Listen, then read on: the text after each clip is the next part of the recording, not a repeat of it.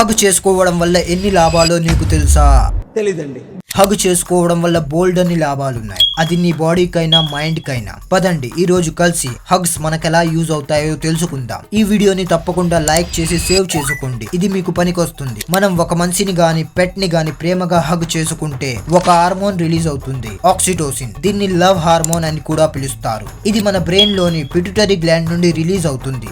Oxytocin release అవ్వగానే anxiety తగ్గుతుంది, ఒంటరిగా ఉన్న ఫీలింగ్ తగ్గుతుంది, బాడీలో ఇన్ఫ్లమేషన్ కూడా తగ్గిపోతుంది, బ్లడ్ ప్రెషర్ కంట్రోల్లో ఉంటుంది అండ్ హార్ట్ ఫంక్షన్ కూడా ఇంప్రూవ్ అవుతుంది. ఇంకా ఇది మీ బ్రెయిన్ నుండి న్యూరల్ నెట్వర్క్స్ ని యాక్టివేట్ చేస్తుంది. సో మైండ్ కూడా ఫ్రెష్ గా ఫీల్ అవుతుంది. ఒక్క విషయం గుర్తు పెట్టుకో, ఆక్సిటోసిన్ సరిగ్గా రిలీజ్ అవుతుంది హగ్ టైట్ గా చేసినప్పుడు, కనీసం 10 సెకండ్స్.